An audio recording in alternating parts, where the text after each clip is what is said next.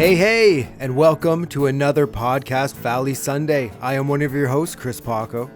And I'm your other host, Jeff Cameron. How's it going, Jeff? It's really quite good. How goes it with you? It goes well. One thing I was just doing that intro. I think if you put all of the intros, since we kind of got the cadence of it, they're probably exactly the same. We could layer them on top of each other. Layer them up. And it would just sound the same. That'd be awesome. That's something for the final show. Anyway. Yeah, exactly. So yeah, I'm super. This episode's something else. I gotta say, the Monkees in Texas. It's something, all right. It's a good time. I hope everybody's excited for this one here, because directed by our buddy James Frawley, written by our other buddy Jack Winter. They seem to be a Jack and Jim show once again. Yeah, they seem to be the new pairing up. Yeah, it originally aired on December 4th, 1967. So we're wrapping up 1967. Ooh, already. Feels like only yesterday. It was 66. Yeah. Yeah, and probably as far as the Monkees beginning period, or when the Monkees were at their peak, I guess, 67 is the year, I'd say, for them. Oh, absolutely. It's absolute height of monkey mania. And it's really hard to get perspective on just how fast it went and how big they were. It's we just kind of have to approximate it, you know? Yeah, at this point, it's only been 16 months since the show first came on. Yeah. And they're an enormous phenomenon. So it's taken way longer to get to it through this podcast than it did to do it in real life. It's true. Sure. It's very true. So let's hop right in here. All right. So the boys, they come rolling into this dusty old town in a golf cart. And Peter's got some golf clubs. But what? How? Why? Exactly. This seems like prime monkey mobile time. No, we're going to take the golf. Must have been in the shop or something. It's strange. Yeah, I think Davey rolled at drag racing. And Peter lost it betting on the ponies. And then Davey tried to get away and rolled it. That's how it happened. So Peter asks where they are, and Mike tells him that they've been driving for 3 days, and they're in Texas. And they're at his Aunt Kate's place. So it's like driving in that golf cart, the four of them, with the golf clubs and nothing else for 3 days. Yep. Checks out, I think, though. It's going to be that kind of show. Yeah, exactly. Definitely. So Mickey asks if she'll mind that they're just stopping in. And Mike says, well, last time he was there, she told him to drop in anytime. And Mickey asks when that was. And Mike says, Spring of 54. Yeah. The little laugh that the boys do for that. I was going to say, yeah, that makes Mickey laugh because they do that funny laugh. Again, I've got to say, I really noticed the lack of the laugh track. They got to put it in themselves. Yeah. Maybe they're noticing it, even though it's not happening while they're shooting it. I hope. Yeah, it's like after that joke, I was waiting to hear it. And I remember in the first season, when the laugh track came on, I was like, oh, yeah, there's a laugh track. I forgot there was one. And now I'm so accustomed to it. So suddenly we hear a gunshot. And the boys take cover. Gun. And then these two women ride up on these horses, and it's Aunt Kate and this girl that Davey's probably going to make out with at some point. That's what I thought when I saw her. Why not? And her name's Lucy. And so, Aunt Kate is played by Jacqueline DeWitt. So Mike says, I think we picked a bad time to come. We better leave. Real brave, Mike. Ladies are getting chased by guys with guns. And you're like, let's get the hell out of here. But then a bunch of dudes ride in on horses, and they look like bad guys. And then Mike says, I think we picked a bad time to leave. Let's stay. Oh, man. And so then the boys run into the house where the two women are shooting rifles out the window. And Aunt Kate says hi to Mike and tells him to grab a rifle. And then all the boys grab one rifle, and they do that hand over fist thing that you do at baseball games to see who picked first. Yep. You do it on the bat. They do that a bunch of times in this show, I think. Yeah, I feel like, it comes up every once in a while. And then Kate quickly realizes that she's dealing with idiots, and she tells them to each get their own rifle from the rack. And they run over in fast motion. They pass the rifles around, and they all end up back on the rack. It's like they go around in a circle. And the boys cock invisible rifles, and then they realize they don't have guns. And so then they each go grab a gun. And then they talk to the camera. Winchester 73. Colt 45. Smith & Wesson 38. Vintage 66. He has some champagne. And Mike asks what he's doing with vintage 66. You're right. I wish I had vintage 55. I don't even think the laugh track would have laughed at that joke. For real. And I think, is this Pete being like, going like full pacifist? He's got enough clout to not hold a gun anymore. I don't think he holds a gun too often. No, he doesn't. Here. Well, he even brings it up. He doesn't believe in violence later on, so. There yes. we go, yeah. And then Peter, he's celebrating New Year. He's got like a little hat and a little horn he's honking on. I don't know the reason why, but there it is. So the boys join the fight, and Peter's just using his finger and yelling bang because he doesn't believe in violence. And he says he also, because he has more shells, because when Mickey asks what's up. So he keeps shooting, and we see stock footage of guys falling off a horse. And this, okay, are we to believe now that Peter's killing these people using his finger? Because if he's he's taking it extremely well for someone who doesn't believe in violence. For real. So the bad guy yells out for the Nesters, and Mike yells at them that the name is Nesmith, and he starts to spell it extremely wrong. But then Aunt Kate tells him that Nesters means farmers, so the bad guy's technically right. So Mike apologizes and tells him to continue with his speech. The bad guy says that he's not going to stop until he drives them off the ranch. And Peter says that they'll take a taxi. And the bad guy tells the boys to open up on the house. And so it'll be so full of holes, it'll look like a Swiss cheese. Which is funny, like a Swiss cheese, not just Swiss cheese. We'll fill that cabin so full of holes it'll look like a Swiss cheese. They start shooting, and somehow a knife gets stuck in the door. I don't know if real? someone's packing knife bullets. But Mickey freaks out. He says they're throwing everything at them but the kitchen sink. And guess what happens? No, don't even say it.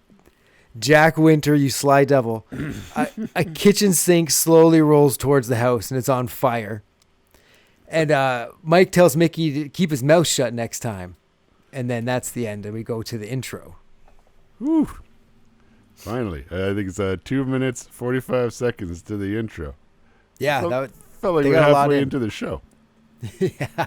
So we come back to the episode, and they play the theme. When I heard that, I was like, I swear they've done this one before, and they have. They played it in A Nice Place to Visit.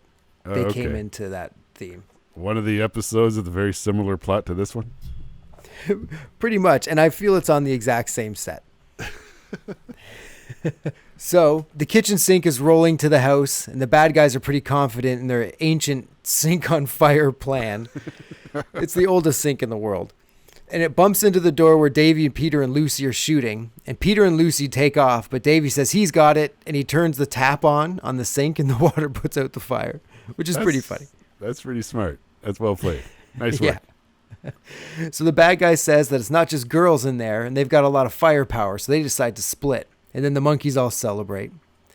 And Mike and Mickey sing this funny song. They're splitting, they're running, we did it, they're leaving, yeah! And then there's a still image of Kate and Lucy, and it says for Emmy consideration at the bottom, which is a gag we haven't seen in a while. Yeah, any sort of text on the screen. Which is going back to Royal Flush when Peter steals the towel out of the thing. It says everybody does it or whatever it said. She's got my jacket. And so Lucy tells him not to get so excited because they'll be back. And Mickey says, but we won't. And Mike stops them and tells them that they have to stay. And the other guys ask why. He tells them that a man's first obligation is to his kinfolk. Right, And he says, it's better to have a brave death than a cowardly life. right. And besides that, they killed our golf cart. And they cut to the golf cart and it's flipped over and totally destroyed. So good thing they didn't bring the Monkey Mobile because it would have got destroyed. I guess, or maybe when the last time we saw it was. Maybe those bikers burnt it down in that other episode where Mr. Babbitt's hotel there. Yeah, perhaps. So Davy says that if they're staying, then they need to get some help. And Peter and Mickey jump all over themselves to get the F out of there. And I think Davy just wanted the other two non-kinfolk to Lucy to get out of there because he's been losing the birds to the other guys this whole second season. True that. He needed them out to stay with Mike. So anyway, Aunt Kate tells him to act more southern when they go into town because the locals don't take kindly to strangers. Then Peter opens up the door, but it's like those two-piece country doors. So Peter opens the door, but it's the two-piece, and he smashes his head into the top part. Then Mickey tells him you're supposed to open the top part to get out. He opens the top part, but then he flips over the bottom part. And then Peter finally figures out how to open up a door, and they leave. Some great physical comedy by Mr. Dolenz. As always. Yeah. So Mike asks Aunt Kate what's going on there, and she tells him that for a year, Black Bart has been trying to run them off her land. And then she goes and thanks Davy for helping them.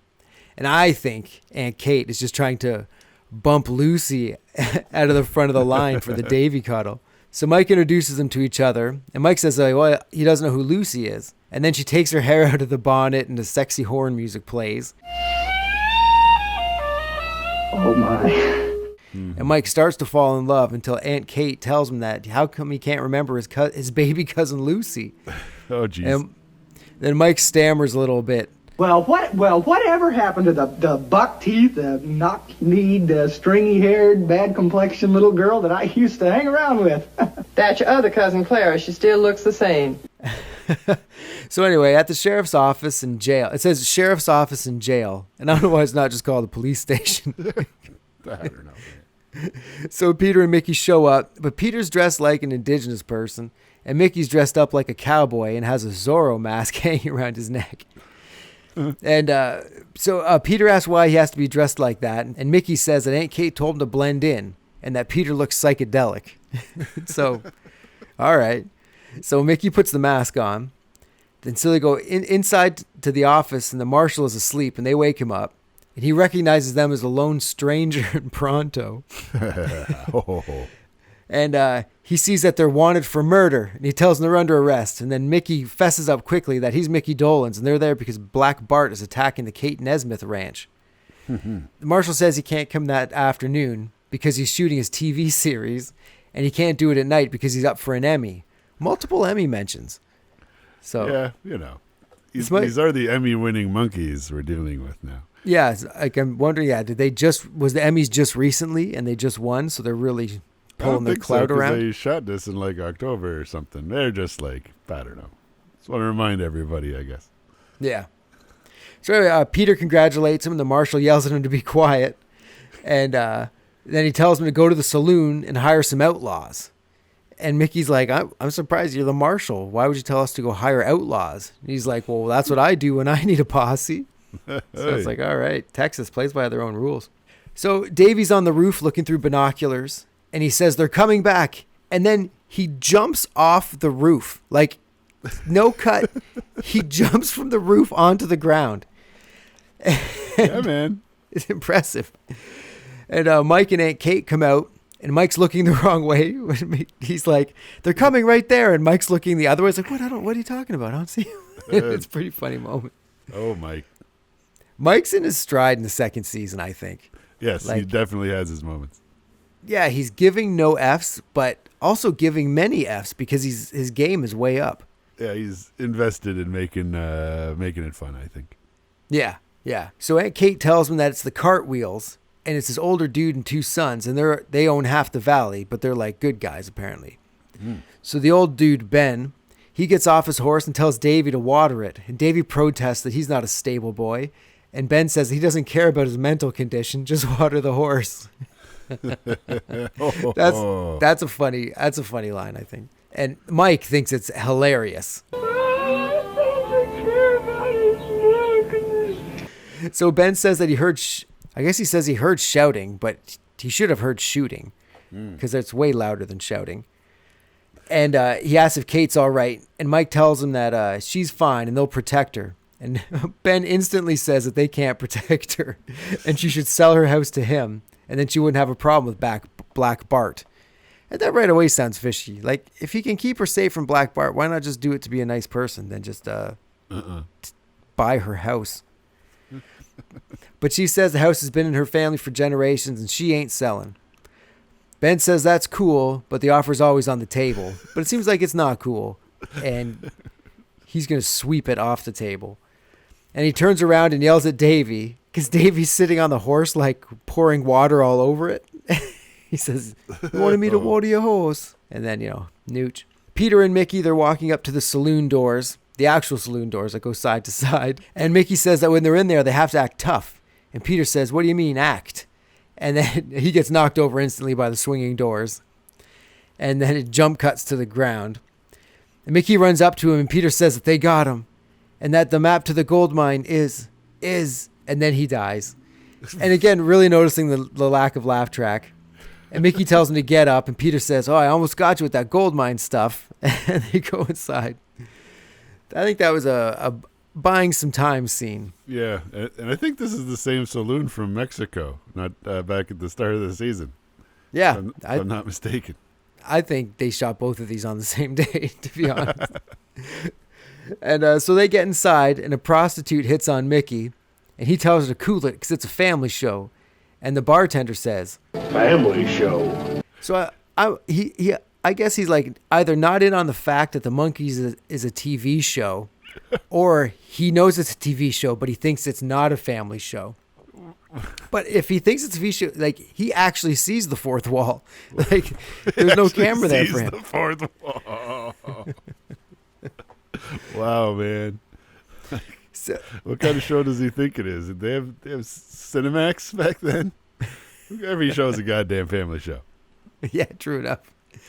So as Mickey's walking towards the bar, he bumps into somebody, and it's like it's Davey, right? Like, when you see it, it's Davey, the guy he bumps into with a mustache on. It is. They play it off like it isn't. Yeah, I thought it was going to come back to something, but that's it. They just stick him in there for some reason. It's totally Davey. Excuse me, stranger. Okay, big fella. Yeah, yeah. Weird. So Mickey tells the bartender that there are guys there with prices on their heads, and the bartender motions to a table where there are guys with prices on cards on their heads. Who writes that stuff? Oh, man. That's a Jack Winter joke. It is, and it's... See, I've got to assume at the time that it was just like, oh, snap. You know what I mean? Like, pre-airplane, people weren't ready for that being stuff. Very, very obvious and silly. Yeah, the Abrams Zucker style humor. And I think I read somewhere that it's their boys, they're the stand-ins, or the guys with the prices on their heads. Oh, really? That's interesting. Yeah, so they show up here and there throughout the show. They do. They throw them a bone. Try to get them their SAG card or whatever. There you go. Just in case you're wondering, the prices are $5,000, $3,000, and $1,500 on their heads. Oh, thank you. So Mickey then orders a shot of red eye, and for some reason that gets the attention of everyone in the bar. And the bartender slides down the entire bottle right past Mickey's hand, and it smashes on the floor. Dope. And Mickey then orders a sponge. The bartender asks Peter what he wants, and he actually calls him Injun. Yeah. And he orders a milk and tells him to leave the bottle. And then two scroungy weirdos are watching them, and one of them says to the other one that he didn't know he chewed tobacco, and the guy says he doesn't. It's bubble gum.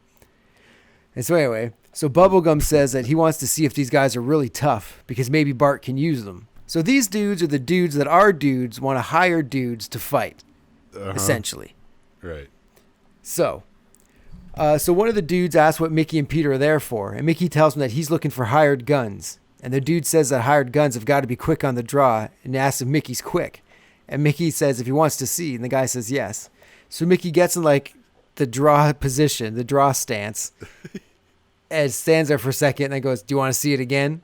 Whoa! That's fast. That's really fast. So Bubblegum runs up, and he wants to hook him up with Black Bart. And Mickey thinks that hook up means fight. And he says, yeah, he does. And asks if Bubblegum's with him. And he says, no, Mickey's with him, and he'll bring them to see Black Bart now. And he's like, uh-oh. And Mickey asks why Black Bart doesn't come there. And Bubblegum tells him that Black Bart comes to no one. Oh. But he likes his spirit, and he goes to get his hat. So, by not understanding what hookup means, Mickey's got himself into a conundrum. Conundrum, as they say. So Peter asks Mickey what he's doing, and Mickey says that he thought he meant like in a fight. But Mickey's lips aren't really moving during this whole thing. And I think he might be overdubbed. Like what he was saying, maybe. They couldn't make any sense out of it, so he had to redo it or something. Yeah, maybe. So then Bubblegum tells his partner Mustache to go scope out the Nesmith place. And then he takes a shot of the red eye, and then we cut to stock footage of a cannon going off on a battleship. Boom! And then back to the bar, and off they go. There's a lot of stock footage in this episode. Oh, yeah. They must have got Gerald Gardner's briefcase full of stock footage. Yeah. Must have left it in the office last time he was there. Or they got like a new batch of stock footage. Like, ooh, we can use all this new stuff. Awesome. So back at the farm, Mike's digging in the dirt, and Aunt Kate tells him that stuff used to grow there, but now it doesn't. And then Mike says he'll take the dirt into town and get it analyzed. I was like, what is this, CSI Monkees? Like, he's taking dirt into town, this 2-horse town, to get analyzed. And Mike says it'll tell him one of two things. Well, either this dirt's the cause of all your trouble, or I'm getting my hands dirty for nothing. Back at like the hideout thing, Micky's playing poker against Bubblegum, and Bubblegum says that he thinks Micky's bluffing, and Peter, who's standing behind Micky, says, how did you know? Oh, my God, Pete. Pete just blowing it. Mustache busts in. He says that there's only one guy at the Nesmith Ranch now, so now's the time. And Bubblegum says not until Bart gets back. And Micky tells Peter to go warn them, and he'll stall. And Peter runs out of there. And Bubblegum says, like, yes, where's he going? And Micky's like, oh, like, he'll be back soon. And he's like, well, if he's not back in 10 minutes, Bubblegum's gonna kill Micky. And it's like, they kind of just let Peter go on a run. Like, it's like, okay, but if he's not back, no matter what he's doing, if he's not back in 10 minutes, you're dead. But he could be getting the cops. He could be doing anything. So it's like, they really overlooked. Pete doesn't know this. No. Yeah. Nobody knows this. This is just between Micky and the guy about to kill him in 10 minutes. Yeah. So Micky keeps running to the door and calling out how much time he's got to get. It's like, Hey, 10 minutes. You got 10 minutes to be back. 10 minutes. Be back. 9 minutes and 50 seconds. He'll be back about 9:50. Peter's always back on time. 9 minutes and 55. and he stretches that out for 22 seconds, going back and forth and just calling out numbers. And then we go to the commercial. Come back from Kellogg's commercials. And Peter comes into the house and he's riding a horse in the house. And Davey asks why he's got the horse inside. And Peter tells him that he went to the barn, but nobody was there. And Aunt Kate looks at the camera and says, Isn't that dumb? And yeah, it's a rare one. But if on your Monkees bingo card, if you have horse in a house, congratulations, we got another one. yeah, I think that's like the center bingo one. It's so rare. So Peter says that he's got to go back to the hideout and save Micky. And Aunt Kate tells Davey to go get the cartwheels to help. So Davey hops up on the horse backwards, and he freaks out that the horse has no head. And the horse just takes off backwards, and Davey rides it all the way to the cartwheels house. And he tells Ben that Black Bart's guys are coming. And Ben asks how he knows that. And Davey tells him that one of his men told him. And Ben seems cool with that answer for some reason. And he says that he'll be back with his boy. He'll get his boys, and they'll be there soon. And Davey says he doesn't think the horse will find its way back. And then the horse spins around and just takes Davey home on its own. That's a good horse. Good horse. I think it's Davey's comfort level on a horse, top notch. Oh, yeah, 100%. He can only be the only one to hop on a horse backwards like that and then get carried away, no problem. So Mike's in the saloon. He walks up to the bartender and asks if he knows where the Asayer is. And there's a quick cut, and the bartender has a little visor on and a little sign that says Asayer. I hope I'm saying that right, Asayer. Asayer. All right. Yeah. Mike gives him the jar, and he says he needs to know what this is. The bartender, Asayer, says he knows what it is. And he says, It's gook, and it's disgusting. Go and get it out of here. And for some reason, that line specifically struck a memory chord with me. Yeah. Like, I must have rewound that line a million times and thought it was hilarious. Huh. But yeah, either way. It's funny because I had no specific memories tied to this episode, seeing it before. So I wasn't sure if we had. For me, yeah, it was all like audible stuff, like it's gook and disgusting. Then I was like, oh man, that hit me for some reason. But everything else was kind of like, oh yeah. So anyway, Mike tells him that he really needs to know what it is. And the guy decides to actually do his job, and he pulls out a huge magnifying glass, and he takes a look at the dirt. He tells Mike that it's crude, and Mike says, that's okay, tell him anyway. And the guy says, no, it's crude oil, the purest sample he's ever seen. So Mike's stoked, and he goes to leave, and the guy asks if Mike's going to pay him. and Mike scoops out some of the oil and puts it in his hand. So at the hideout, Mickey asks where this Black Bart guy is because he's got an itchy trigger finger. And suddenly the door opens and Black Bart walks in. And it's Ben Cartwheel, oddly enough. Oh. And he asks Mickey what he's going to do about that itchy trigger finger. And Mickey says he's going to put some powder on it. And he just stammers around for a bit. And Bart asks which one of the guys is a traitor because someone was at the Nesmith ranch and warned them. And the two dudes sell Peter out instantly. And as well they should. Peter just ran out. So Peter's with them and he tries to run. But Bart pulls out a gun on him. And Bart asks Mickey if he's a killer because Mickey's like separated himself from Peter. Like, so pretends he doesn't know who he is. Black Bart asks Mickey if he's a killer. And he says he sure is. And so Bart tells him to kill Peter. And then Mickey says, well, he can't kill him. He's my best friend. And then quickly realizes that he done fucked up. And Bart tells the dudes to pull their guns on them. So, boom, they pull their guns on Peter and Mickey. Meanwhile, back at the ranch. Nice. So Mike and Davey are telling Aunt Kate that she's going to be the richest woman around. And she says, if we survive. And it's like, thanks, Kate. Always the optimistic Kate. And Mike tells her that the cartwheels are going to be there to save the day and all will be fine. Besides that, if we run out of ammunition, we can always throw money. Throw money. And fucking they get a big kick out of that. Mike and Davey. So back at the hideout, Mustache comes in. He says that the Nesmiths know about the oil. And Mickey and Peter understand why they want... And then Mickey and Peter understand why the bad guys want the land so bad. Peter asks what good the oil will do for their lives. And Black Bart says that it'll give him the one thing he's always wanted. Statehood for his ranch. Which I guess is something. I don't know. Whatever. Okay. Everyone wants something, I guess. So Mike's on an old-timey phone talking to an operator, and they can't hear him. So he's getting louder and louder and louder until he's screaming. Then he realizes... the bell. Yeah, he realizes he's screaming it into the bell. And then he squeaks up the mouthpiece, and he says it again quietly. Are you sure it's not listed, operator? I said, are you sure that it's not listed? Are you sure that it's not... Are you sure it's not listed, operator? It's very important. And Davey asks who he's looking for, and Mike says John Wayne. And then Kate show up with guns, and everyone screams. Which is pretty funny. And so it gives them the guns, then when they walk away, the phone cord got wrapped around Mike's arm when he grabbed the gun. Yeah. So when he walks away, he pulls the phone right off the wall. And it's definitely an outtake. And hilarious. No, well, you could tell. Like, I had to watch it a couple times. This 20 to 30 seconds with Mike with the phone up until he yanks it off the wall. It's just a capsule of everything Mike brings to the show, and you miss it when he's not there. They could do it without him, but it's not as good. There's none of this. Like, he is all deadpan, straight-faced.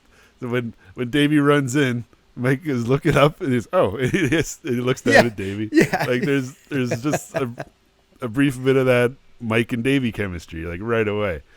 Yeah. Like, we've talked about that before. When they're on screen together, it really works. Yeah. No, it's but the fantastic. whole thing, and you can tell he tucks the phone into his arm when they're talking, and because he's gonna yank it off the wall when he leaves. I think he knows this, but he's gonna be all cool about it. But the look on his face when it falls off, it's like it looks like the look of amused defeat. Like, it's fantastic. For it's real. A great scene. So Mickey and Peter are with Black Bart and the dudes on horses, and they're all dressed the same. Like they're all wearing black and have black masks and black cowboy hats. And Peter asks why they made them dress like that. Well, one of two reasons, Peter, my boy. Either they're going to blame us for the killings, or they've already dressed us for our funerals to save time. Black Bart says that they have to take Kate alive because he wants to give her one last chance to sell. And Bubblegum asks what they'll do if she doesn't sign. And he says that they'll have to kill her and fake her signature, but he wants to do it the clean way first. He would hate to have to resort to forgery. Hilarious. Jeez. So Mickey and Peter take off, and Black Bart tells his dudes not to shoot them, and that they'll just kill them over there anyway, so he doesn't mind that they took off. They're just going to kill them anyway. Yeah. And then Bubblegum says, okay, Black, and then Bart says, call me Bart. Which is, I don't know, weird. So Mickey and Peter ride up to the horse. Mickey and Peter ride up to the house, And they come riding in pretty hot, and they're dressed exactly like the dudes. So they got to come in screaming like, "Don't shoot, don't shoot!" But I feel Davey or Mike would have popped off an early shot just as soon as they saw him coming. So they tell him they got to get out of there before the cartwheels show up. And then Kate says that Ben Cartwheel is the kindest millionaire around. It's like, how many millionaires are around? Like, you seem to be out in the middle of nowhere. And that he wouldn't hurt a fly. Flies? No, but if you're a human, he'll kill you. Oh. And Black Bart and the dude start shooting, and the boys freak out. And they all run inside, and then Mickey turns. Wait. Why does Mickey know who Black Bart is? They didn't tell him. Yeah, that's true. That's true. I think this is one of those things where I guess Mickey's got the script. Yeah, for real. That's interesting. I didn't even pick up on that. They're just trying to keep it moving, I guess. But anyway. I guess. So Mickey stops in the doorway and does like some kind of like gang signs or some shit for a little while. And then the door frame gets riddled with bullets and he runs inside. Which then leads us to the Monkees romp with the Song of Words, which is an interesting choice for what we're watching here.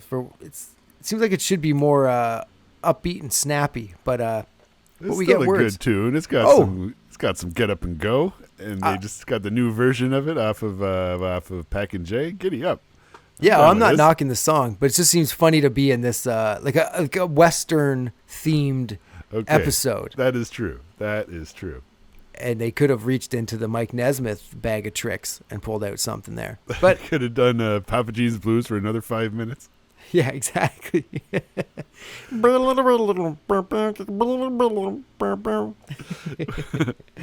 Wow, yeah. But words, like we talked about, we pulled out the hat before. It's on the countdown. But yeah, we got to move it up the countdown still. Yeah, definitely. We're going to get to that one of these days because it's such a great tune. And and now we're hearing this version, like, the quote unquote good version. Well, I don't know. Do you count the hang on to your seats version as the best version? For me, yes. I can't hear words without thinking of that. How does it go?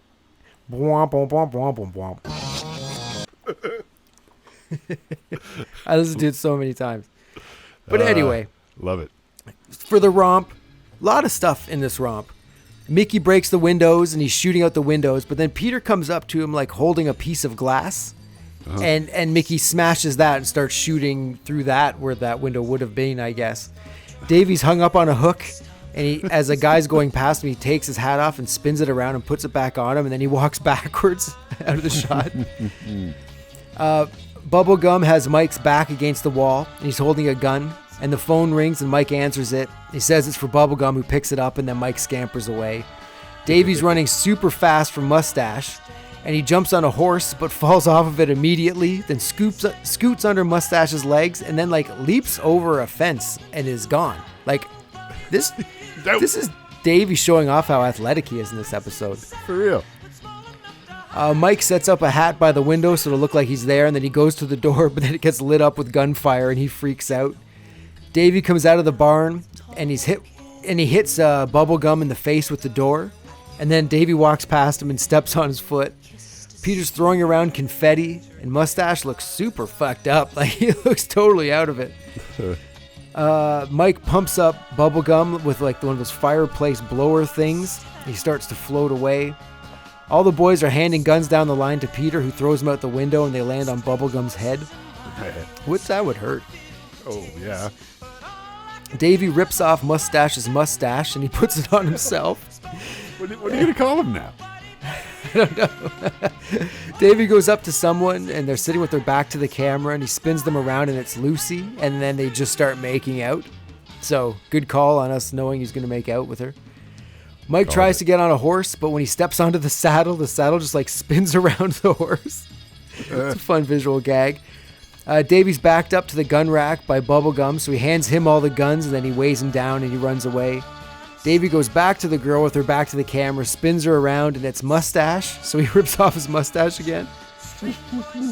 Then Mustache is going to shoot Lucy, but Mike puts his finger at the end of the gun, and then for some reason Mustache falls down because of that. Or sore lip, I guess you gotta start calling Sore it. lip, yeah, yes, bald upper lip. So Davy crawls into a pile of hay, and then Bubblegum grabs the big hay fork and starts stabbing in the hay. But turns out he's stabbing naked upper lip. And what was going on in that hay? He and Davy are in there, and he's now where Davy was. So Mike pulls out a gun on naked upper lip, and it's one of those guns that when you pull it, the bang flag comes out of it. Classic. And the boys are dressed up with masks on, and they join Black Bart and the dudes, and they're all shooting at the house, but they're also in the house shooting back at themselves. This is some Three Amigo shit going on Yeah, here. it's crazy. Davy and Black Bart are golfing, and then Davy knocks out Bart with the golf club. And Black Bart and his dudes just ride away, and they take off. And there's a quick shot of girls screaming at a concert, and then a flashback to the scene where Lucy's saying, I wouldn't be too happy about that. They'll be back. and that's the end of the episode, the story part of the episode. That's like, okay.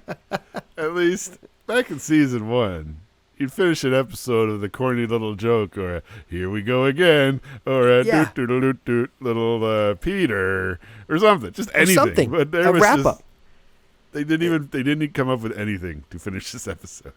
I feel that's 2 in a row. I feel Monkees on the High Seas was also just like, it just ends. Just like, yep, whatever. We're done with this nonsense. And yeah, it's so weird. So I guess like there's zero closure on this entire story. Like on everything. Every aspect of this story is wide open. Like, okay, they do the romp, and then what? That's kind of it for the episode, right? That's how we do these. Like, Yeah. like the show has become an afterthought, maybe for culture, maybe for NBC, maybe for the boys themselves. It is just there are emotions being gone through at this point, and there are some fun parts and some fun stuff happens, but like the give a shit level is dropping. 100%, man. And it's got to be like the real band, the Monkees, in the real world, I feel, is now more where they want to be doing stuff, not Yeah. the TV show. Like, I And think it's this is showing. right around when they finished Pisces, Aquarius, Capricorn, and Jones. Like, when they were shooting this episode, they were finishing that record.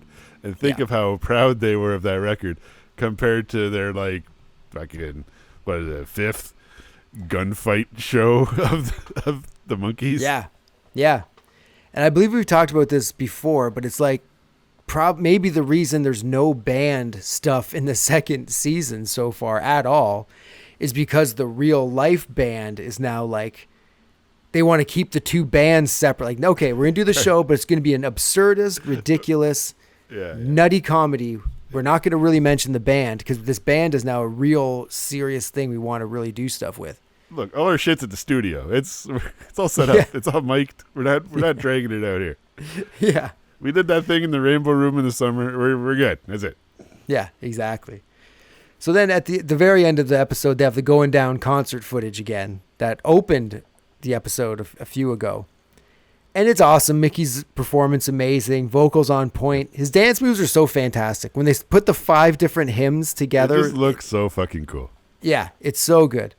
So good. And there's also a really great shots of the bass.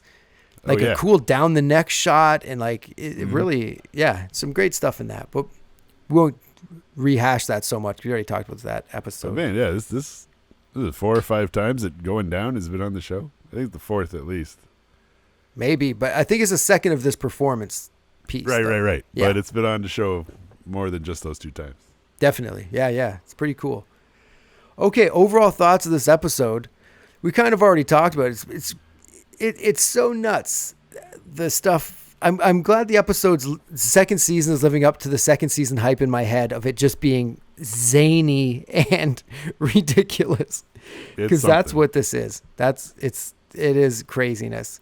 Like they are kind of obviously rehashing storylines, kind of rehashing sets and stuff as well, but they're doing it in a way where it's so absurd and nuts that you're not drawn to that as quickly as if you think about it and be like, oh, wait, they are kind of doing things again.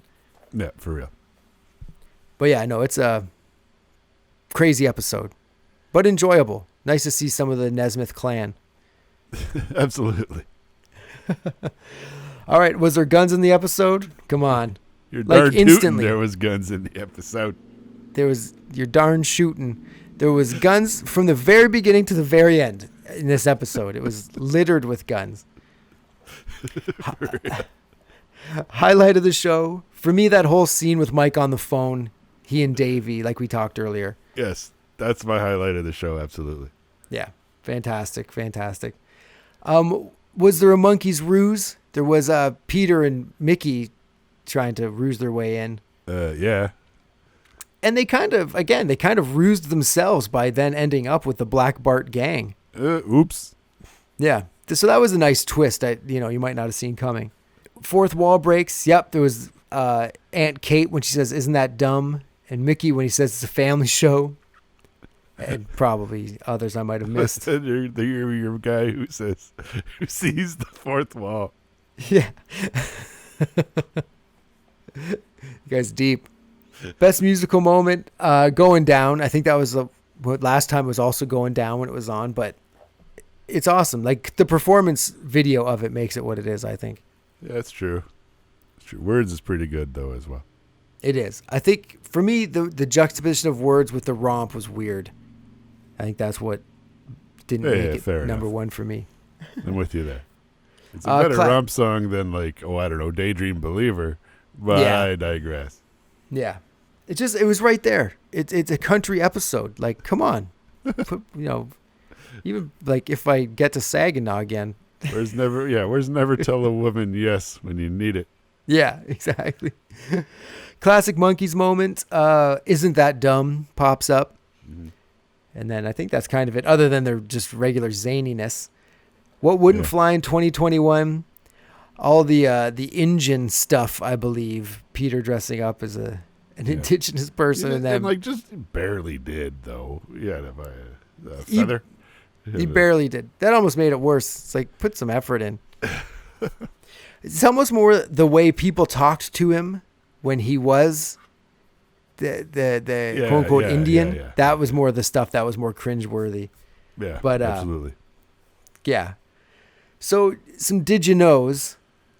There wasn't a whole lot for me on this, but Barton McLean, he played Black Bart, and Ben Cartwheel, he has 186 credits. And a cool thing with this was he was also on Circus Boy with Mickey Dolenz. Yeah. So they go way back, those two. Jacqueline DeWitt, who played Aunt Kate, sorry.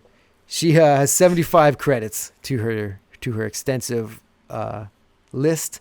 Len Lesser. Familiar face for sure. Yeah. Len Lesser, who played Bubblegum, he has 192 credits, and he was Uncle Leo on Seinfeld. There we go. Another Seinfeld alum. Is that 3 or 4? I think it's 3, but anyway, who cares? It's so many. That's so crazy. It's almost like once you're in the NBC character actor mafia. It's exactly where I was going. Out. Yeah, man. Mandelbaum.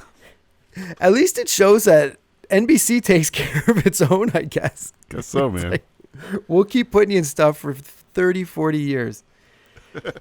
Rex Holman, he's Mustache. He has 108 credits to his name. Yeah, part-timer. And that's really what I could find on this, other than obviously they make references to the Lone Ranger and to Gunsmoke, or Bonanza, sorry. It's true. There is a brief appearance of the blonde wearing the camera in the romp, who pops briefly out of the barn. Her name is Nurit Wild. We're not here to spill tea, but she's a friend of one of the Monkees and becomes a really good friend of one of the other Monkees. And that's all we'll say about that for now. Ooh, there you go. That's the end of the Did You Knows. I couldn't find too much on it, so that's cool. That's the end of this episode, I would say. Right on. Except, wait a second, we're not done yet, are we? Are we, Paco?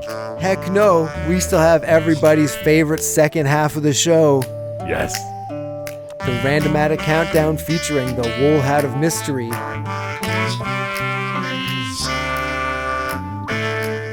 All right, Jeff. So reach those delicate phalanges into the wool hat. Has to be that hat.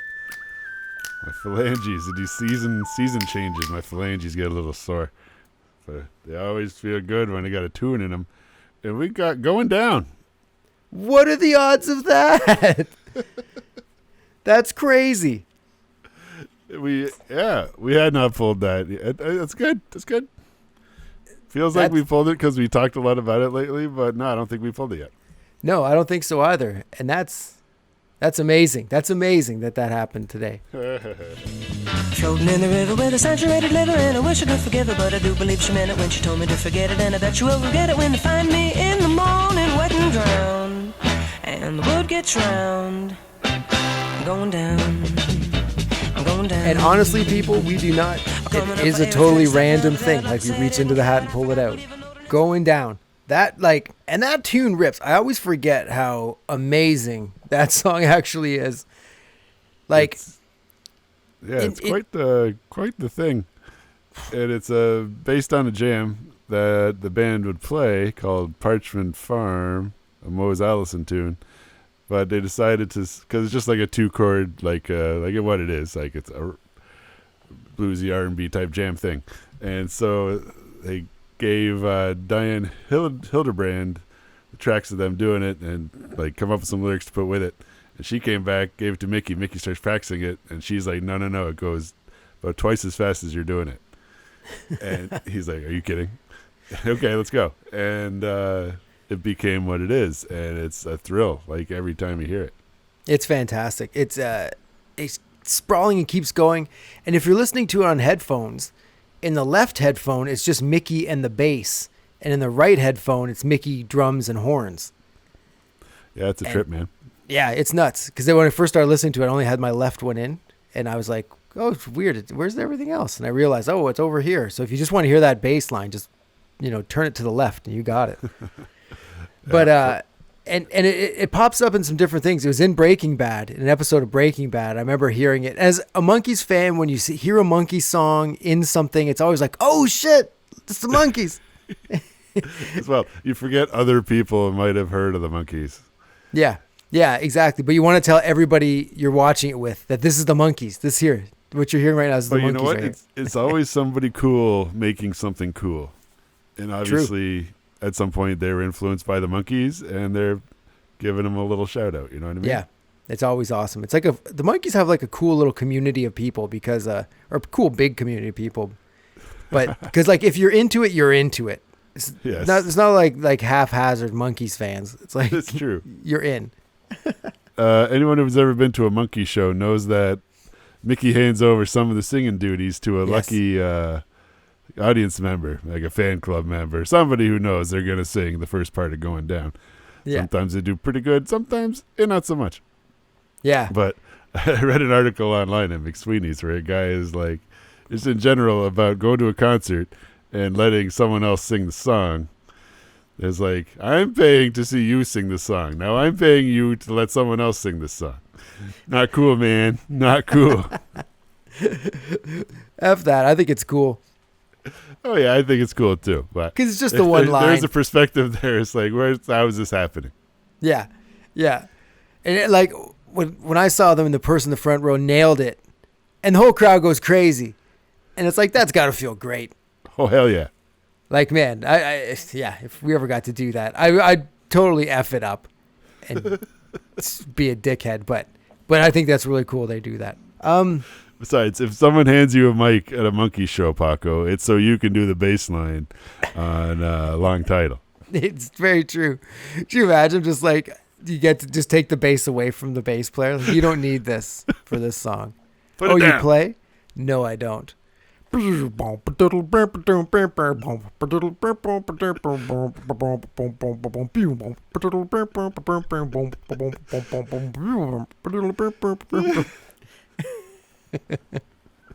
Dudelightful. Anyway. So, where do you think Going Down should be going down? Man, it's like top 20 because I think so too. It's all so good. Like this is them at like a creative peak, and Mickey is on fire. 100%. It's the guys playing it with Fast Eddie Ho on the drums.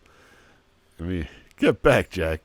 Man, it's so good. And it's like, it's a song where I think about it just like in general. I'm like, oh yeah, no, it's a good song. And then when I listen to it, I'm like, whoa, I forgot how good this song is. It's got them Shorty Rogers horns. Yep. Like, yeah. This is a big Monkees song for a lot of reasons. So I'm going to put it, we're going to put Going Down as our new number 16, right behind Valerie and just ahead of Love to Love. There you go. That's a good spot for it, I think. And my drafting teacher really liked Going Down. He said that was like, he was more of a Beatles guy, he said, but like what Mickey did on that tune was unbelievable. It's true. Cool to just have random people talk cool about the Monkees. Once they find out you're into the Monkees and if they have something actually fun to contribute, it's fun. True that. All right, here I go. I'm reaching into the Woolhat, and I am, there's a lot in here still. Okay, I got one. I've got Never Enough. Oh, hey. Why is it never enough? No matter what I do, I give it all that I've got, and it's always too few. And so Never Enough, it's not like it's a bad song. You know what I mean? It's not like a bad song, but there's also nothing that makes it great except, and this is going to sound like I'm making a joke, but I'm not. The ending is cool. They bring it up to like a celebratory ending, and it's a cool ending to the song. It's not enough for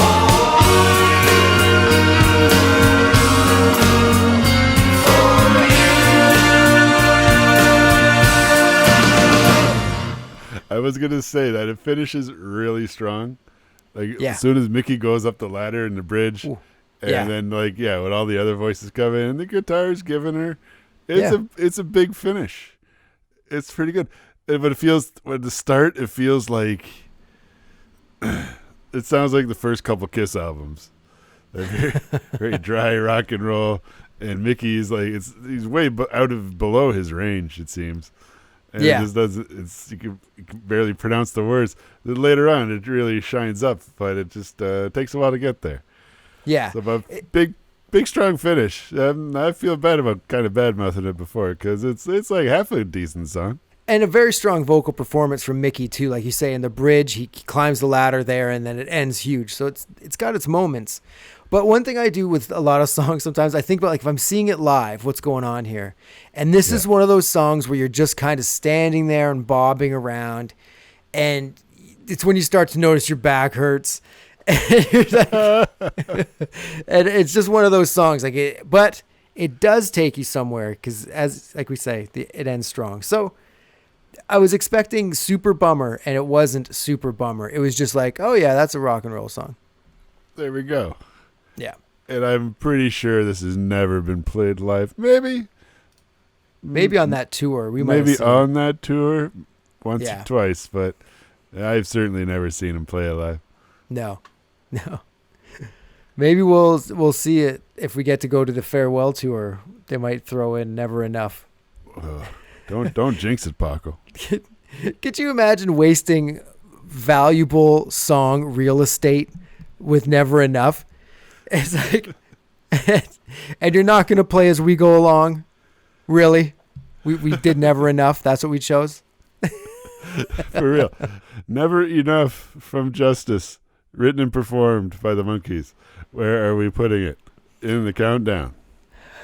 I'll put it above Midnight Train. Okay. In between The Kind of Girl I Can Love and Midnight Train. Sure. Yeah, let's try it out there. Then our new number 81 is Never Enough from the Justice album. Boom. Stayed in double digits. That's pretty good. Yeah. All right, dude. So your turn. Reach on in and pull out a gem. Okay, it's Little Girl from the Monkees' Prisoned. Little girl, now I'm through with you, 'cause you've got everything you wanted to. Despite all those things that they said you had done, you had me believing now that I was the one in your dreams instead of your schemes. little girl, little girl. All right, so Little Girl from the Monkees present. Written by Micky, sung by Micky, does all the background vocals. Some smoking guitar by Louis Shelton. Atta boy, Louis. Man, it's an interest. I don't know. You pulled it. I'll let you go first about what you think of it. I don't know. Like I don't remember ever listening to this tune. And I don't put the Monkees present on that much, or the Monkees present, what have you. But that's a nice little ripper. Similar to a French song where you might not give it much of a chance. But you give it a listen, and it's like it's very cool. Like those Micky Dolenz vocals, layered up and very tight and very precise, and sounds awesome. Yeah, the background vocals, all Micky sounds great. Yeah, you're right. It's very layered, very radical. That really fast drums on the hi-hat there, and and then the guitar's going crazy. It's a really cool little song. 2 minutes. Wonder if that's Fast Eddie Ho still working the kit. No, it's Earl Palmer. Oh, okay. Sorry, Fast Eddie Ho. Bummer. But I think that, it's a cool little tune. And like you say, I definitely remembered it when we were listening to it, but it slips through the cracks, that's for sure. And I wonder how well it's going to hold up to the Little Girl from Good Times. I don't think we like that one. Okay. So where do you think it should go in the old Listeroo? I don't know. I do dig it. I think it might sort of end up around where we put Never Enough. I mean, French song is below that at 89. Travesty. A travesty. Okay, anyway, would you kind of put this in the neighborhood with Auntie Griselda, Magnolia Sims, If I Ever Get to Saginaw Again? Yeah, I'd say around there. Okay. Above that is Through the Looking Glass, I Believe You, and The Poster. Yeah, I think that's a good area for it, somewhere within there. We can put it in between The Poster and your Auntie Griselda. We can place Little Girl from the Monkees Present. Nice. It's our new number 72 here at Podcast Valley Sunday. Bam. Maybe we put Monkees Present on tonight. See what else is on that thing. Yeah, hidden gems on there, I'm telling you. Faux realsies. It's one of the fabled tapes, the cassettes. Anyway, as we put away the Woolhat of Mystery, what you say me and you do a quick top 5 as it stands right now? Sounds good to me. It's to give people a refresher because it's been a while since we've been in single digits. At number 5, we have Love Is Only Sleeping. Number 4, we have Pleasant Valley Sunday. At number 3, we have long title, Do I Have to Do This All Over Again? Number 2, The Porpoise is Laughing. We got the Porpoise song.